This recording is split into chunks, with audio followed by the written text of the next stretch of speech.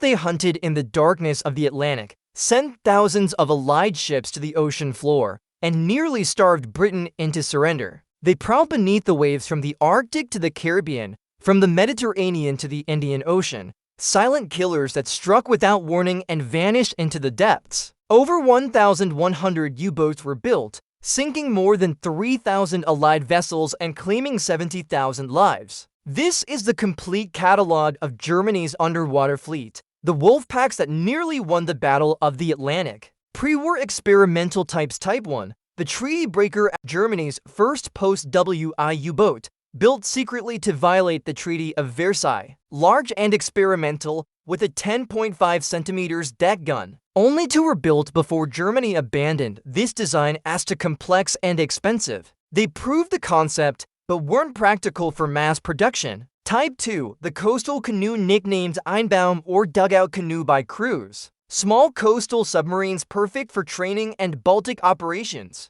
Armed with 3 torpedo tubes and a 2 centimeters gun. Over 50 were built, training the first generation of U-boat commanders who would later command the Atlantic wolf packs. Type IA, the prototype and improved Type 1 with better range and habitability. Only one was built, U-25. It served in the early war, but proved the design was still too large and complicated for Germany's needs. The Workhorses, Type 7 series. Type VIIC, the foundation, the original Atlantic hunter. Medium-sized with 5 torpedo tubes and an 8.8 centimeters deck gun. Fast enough to catch convoys, tough enough to survive depth charges. 10 boats proved the concept that would dominate the war. Type VIIB, the improved Wolf larger fuel tanks, extended range to 8,700 miles. Saddle tanks added for extra diesel. This was the U-boat that began the happy time in 1940, when convoys were unprotected and U-boats hunted freely. 24 boats built before an even better version emerged. Type VIIC, the Atlantic killer, the most produced U-boat in history, 568 boats built. This was the German submarine of WWII, 5 torpedo tubes, 14 torpedoes, 8.8 centimeters deck gun, and a crew of 40 for cramps into a steel tube. U-96, made famous by Das Boot, was a Type VIIC. These boats formed the backbone of every wolf pack. Type VIIC 41, the strengthened Hunter reinforced pressure hull allowed deeper diving to 250 meters, escaping depth charges that destroyed earlier boats. Stronger construction meant it could take more punishment. 91 were built in the desperate final years of the war. Type VIID, the mine layer extended hull, carried 15 mines in vertical shafts plus standard torpedoes. Only 6 were built. They laid mines off British ports and shipping lanes, turning home waters into death traps for Allied vessels. Type VIIF, the torpedo carrier, a supply submarine carrying extra torpedoes for other U-boats.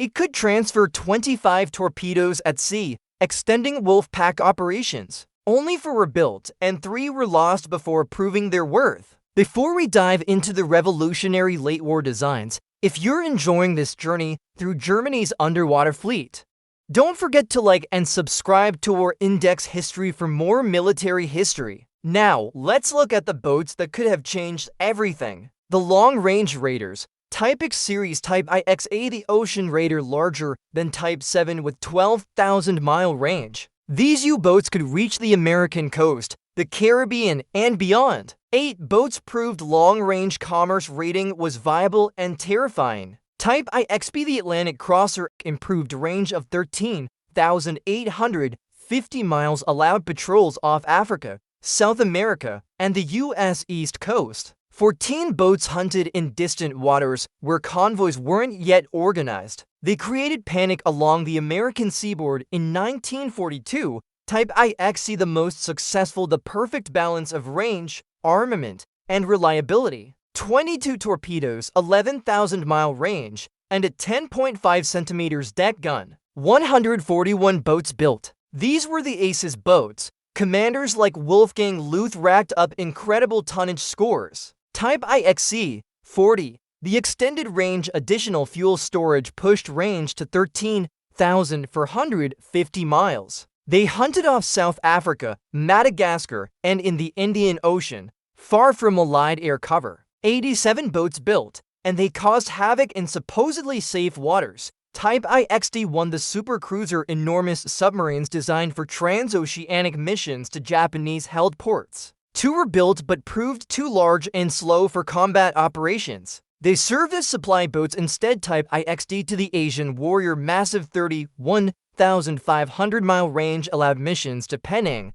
Malaysia, and the Indian Ocean. 29 boats built. They carried strategic materials from Japan and attacked Allied shipping in the Far East, operating from both European and Asian bases. Specialized types. Type 10. The minelayer purpose-built minelayers carrying 66 mines plus 6 torpedoes. 8 boats laid thousands of mines around British ports, in shipping channels, and off Allied bases. Invisible killers that claimed ships months after being laid. Type XB. The giant minelayer massive submarines carrying 90 tons of cargo or mines. They could lay 125 mines or carry supplies. 8 boats served as supply submarines and minelayers, though their size made them vulnerable targets. Type 11. The cruiser submarine planned monster minus 3,100 tons with 12.7 centimeters guns and aircraft hangar. Designed to hunt Allied merchant ships with surface firepower. None were completed as Germany focused on simpler designs that could be mass-produced. Type the 14th.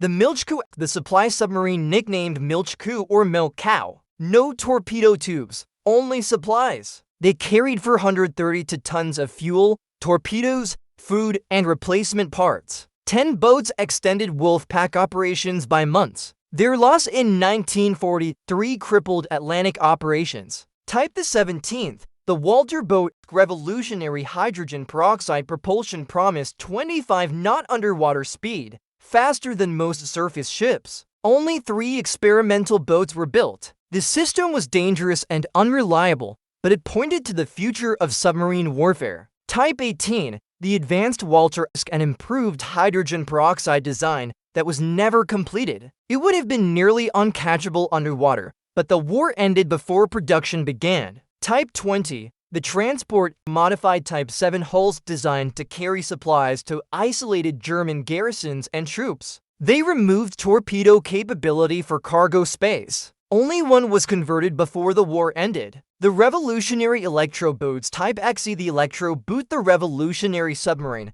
that arrived too late. 17-knot underwater speed made it faster submerged than surfaced. It could outrun any escort. Hydraulic reloading, advanced sonar, and snorkel breathing. 118 built, but only to saw combat before war's end. Type 23. The Coastal Electro, a smaller coastal version of the Type 21 concept. To torpedo tubes and 10-knot underwater speed made it perfect for British coastal waters and the North Sea. 61 were completed and several went on patrol. They proved the Electroboot concept worked. 6 ships sunk without a single loss. The British had no defense against them. Type 26. The improved Electro and enhanced Type 21 with Walter propulsion planned for one section. It would have combined battery power for silent running with high-speed hydrogen peroxide bursts for attack and escape. Development ended with the war. It would have been unstoppable. Type XXVIIB. The Hunter-Killer, a planned submarine designed specifically to hunt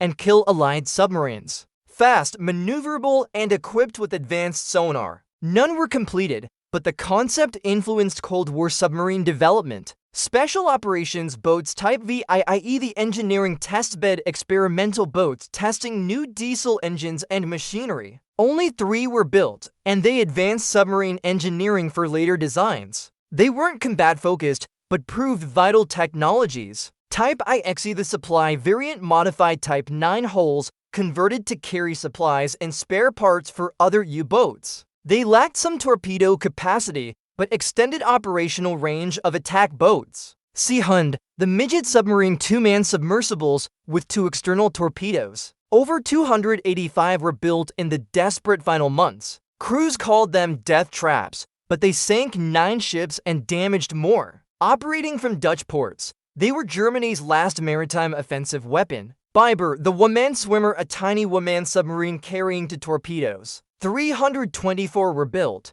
but they were barely controllable death traps. Many crew members died from carbon monoxide poisoning or hypothermia. Few successful attacks were made. Mulch, the failed experiment, another midget submarine that proved even less successful than the biter. Poor design and mechanical failures meant most operations ended in disaster rather than success. Niger and Martyr, the human torpedo, not true submarines, but human-guided torpedoes. The pilot sat in a tiny compartment, steering a torpedo toward the target, with a second torpedo slung underneath. Essentially suicide weapons, hundreds were built in desperation. Some successful attacks against Allied invasion fleets, but casualties among pilots were horrific. Experimental and prototype boats Type -1. The mini Electro, a planned small coastal submarine using Electroboot technology. It would have been cheap to produce and deadly in shallow waters. Development ended before completion. Type 30, the cargo submarine planned as pure cargo carriers to transport strategic materials from Japan. None were completed. The Type IXD to fill this role instead. Type 32, the concept boat, a proposed design incorporating all lessons learned from the war. It existed only on drawing boards when Germany surrendered. Helmuth Walter's prototypes beyond the Type 17, Walter designed numerous experimental boats testing hydrogen peroxide propulsion, streamlined hulls, and revolutionary concepts. Few were completed, but they influenced submarine design worldwide for decades. Type 27 Sea Hunt, an improved midget submarine design begun late in the war. Better habitability and reliability, but only prototypes existed at war's end. From training boats in the Baltic to revolutionary Electroboats that terrified the Allies, this was Germany's underwater fleet. They weren't just machines of war, they were floating coffins. Of 40,000 men who served in U-boats, 30,000 never came home. A 75% casualty rate, the highest of any military service in any nation during the war. The early boats were simple and deadly, the mid-war boats refined and lethal, and the late-war boats revolutionary and terrifying. The Type 21 alone could have changed the outcome of the Battle of the Atlantic if it had arrived 2 years earlier. Allied naval commanders lost sleep over what German engineering might unleash, but they arrived too late. Allied codebreakers, radar, sonar, and long-range aircraft turned the hunters into the hunted. By 1943, the Atlantic had become a graveyard for U-boats. Wolf packs that once terrorized convoys were systematically destroyed. The Electroboots promised to reverse this, but Germany had run out of time. These U-boats came closer to defeating Britain than the Luftwaffe ever did. They sank 3,000 ships totaling 14 million tons, nearly bringing the island nation to starvation. They forced the Allies to divert enormous resources to convoy protection and anti-submarine warfare. But in the end, industrial might, technological innovation, and courage defeated the great wolves of the Atlantic. After the war, Allied navies rushed to capture Type 21 boats. The Soviets, Americans, British, and French all studied them intensively. Every modern submarine traces its lineage back to the revolutionary designs that emerged from German shipyards in 1944. The U-boats lost the war but won the future. If you enjoyed this deep dive into Germany's underwater fleet, don't forget to like this video and subscribe to War Index History for more military history content. Drop a comment below. Which U-boat type do you think was the most significant to the war? Was it the mass-produced Type VIIC that nearly starved Britain, or the revolutionary Type 21 that came too late to matter?